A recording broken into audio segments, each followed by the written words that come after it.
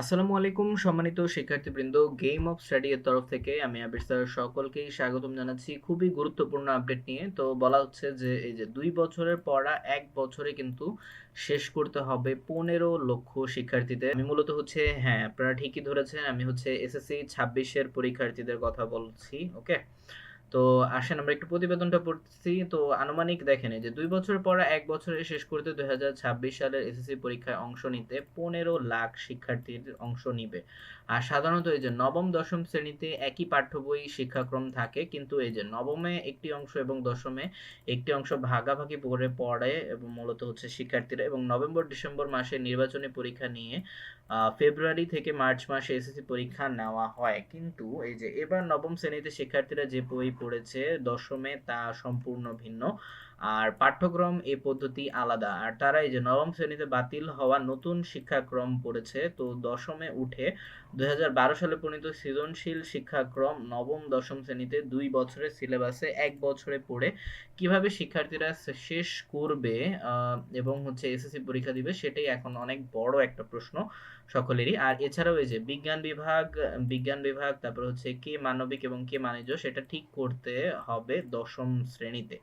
ওকে, আর এদিকে এই যে 5 দিনের মাথায় 2026-এর এসএসসি পরীক্ষার সংক্ষিপ্ত সিলেবাসে কিছুটা পরিবর্তন এনেছে জাতীয় শিক্ষাক্রম এবং পাঠ্যপুস্তক বোর্ড। কারণ এই দেখেন, বদল এসেছে বাংলা বিষয়। আর রিসেন্টলি কিন্তু বাংলা বিষয়ের প্রতি হচ্ছে আপনার নেটে কিন্তু দিয়ে দেওয়া হয়েছে এনসিটিভিতে। তো এই যেটা খুবই লক্ষণীয়, আর এটা নিয়ে অলরেডি হচ্ছে ভিডিও কিন্তু আমার আছে, চাইলে হচ্ছে দেখে নিতে পারেন। আর বৃহস্পতিবার এই যে এনসিটিভি ওয়েবসাইটে সংশোধিত এই সিলেবাস প্রকাশ করা হয়। ঠিক আছে, আর এনসিটিপি এক সদস্য ইত্তেফাককে বলেন এই যে বাংলা বিষয় সিলেবাসে কিছুটা পরিবর্তন করায় পুরো সিলেবাস নতুন করে প্রকাশ করা হয়েছে, এবং তার আগে শনিবার 2026 সালে এসএসসি পরীক্ষা পুনর্বিন্যাস করা সংক্ষিপ্ত সিলেবাসে প্রকাশ করা হয়েছিল, এবং সেদিন এনসিটিপির ওয়েবসাইটে বিজ্ঞান, ব্যবসা, শিক্ষা, মানবিক 32টি বিষয়ের সিলেবাস কিন্তু প্রকাশ করা হয়, এবং 25 যারা দশম শ্রেণীতে উঠলেন তারা এ সিলেবাস অনুসরণ করবেন।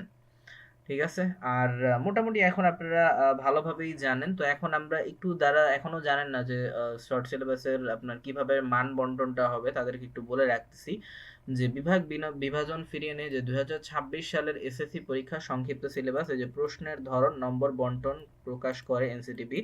আর ওই পরীক্ষার নম্বর বিভাজন দেখা গেছে যে ব্যবহারিক না থাকা বিষয়গুলোর রচনামূলক। ওকে, অর্থাৎ 70 নম্বর থাকবে, এবং হচ্ছে আপনার বহু নির্বাচনীতে 30 নম্বর থাকবে, আর ব্যবহারিক থাকা বিষয়গুলোতে 75, ব্যবহারিক অংশে 25 নাম্বার থাকবে। ঠিক আছে, আর তত্ত্বীয় বিষয় 40 এবং বহু নির্বাচনী অংশে 25 নাম্বার থাকবে। তো এই হচ্ছে কারিকুলাম। আর যারা যারা দেখেননি তারা হচ্ছে নর্মাল ভাবে কিভাবে অনলাইনে ডাউনলোড করতে পারেন, অথবা হচ্ছে অনলাইনে কিভাবে আপনারা বইগুলো পড়তে পারেন 2025-এর, জাস্ট আমি এটা অলরেডি হচ্ছে ভিডিও কিন্তু করে দেওয়া আছে, তো আপনারা ভিডিও সেকশনে গেলেই আমার ইউটিউব চ্যানেলে সেখানে গেলে আপনারা পেয়ে যাবেন। ওকে, সো এই ছিল এখনকার আপডেট। তবে হ্যাঁ, আমি স্টুডেন্টদেরকে একটা কথাই বলবো যে আপনারা হতাশ হওয়ার কিছু নেই। ইনশাল্লাহ আপনারা ভালোভাবে যদি প্রস্তুতি ভালো করে গ্রহণ করেন এখন থেকেই, তাহলে ইনশাল্লাহ আপনাদের ভালো একটা ফলাফল কিন্তু থাকবে। কারণ দেখেন, বইয়ের যে সবকিছু চেঞ্জ হয়ে গেছে বিষয়টা কিন্তু এরকম না। আপনাদের নিকটস্থ আত্মীয় অথবা হচ্ছে ফ্রেন্ড বা হচ্ছে আপনার বড় আপু বড় ভাইয়ের কাছ থেকে বইগুলো কিন্তু চাইলে সংগ্রহ করে নিতে পারেন, অথবা পুরনো বই অনেক জায়গায় কিন্তু কিনতে পাওয়া যায়। ঠিক আছে, চাইলে হচ্ছে সেখান থেকে বোর্ড বইগুলো সংগ্রহ করতে পারেন। কারণ আপনাদের বই হাতে পেয়ে, এটা নিয়েও ভিডিও হয়েছে, সেটা হচ্ছে আপনার অনেক সময় কিন্তু লাগতে পারে বইগুলো হাতে পেতে পেতে আপনাদের, বিশেষ করে 9-10-এর স্টুডেন্টরা যারা রয়েছেন তাদের জন্য বলতেছি।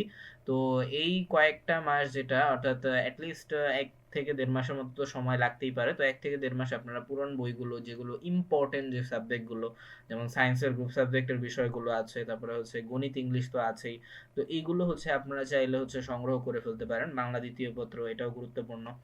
তো ইম্পর্টেন্ট সাবজেক্টগুলো আপনারা রেখে দেন। ঠিক আছে, এখন অনেকেই হচ্ছে আমাকে স্বাভাবিক বলতে পারেন যে হচ্ছে আরেকটা বই কেন কিনবো। দেখুন, আপনার অনেক সময় হইতেও পারে যে বই হারায়ও যেতে পারে অনেকে, ঠিক আছে, নতুন বই পাওয়ার পরও। তাহলে এটা আপনার জন্যই ভালো। ঠিক আছে, একাধিক বই থাকলে এটা প্রবলেমের কিছু নাই। ওকে, আচ্ছা, তো যাই হোক, যেটাই বললাম যে অবশ্যই ভালোভাবে পড়বেন, ইনশাল্লাহ আপনাদের এসএসসি পরীক্ষার জন্য শুভকামনা রইল। যারা ভালোভাবে প্রিপারেশন নিবেন, আপনাদের ইনশাআল্লাহ আমি সকল স্টুডেন্টদের সকল স্তরের পরীক্ষার জন্য সর্বোচ্চ সাফল্য কামনা করছি। তো এই ধরনের নিয়মিত আপডেট পেতে অবশ্যই চ্যানেলটিকে সাবস্ক্রাইব করতে ভুলবেন না।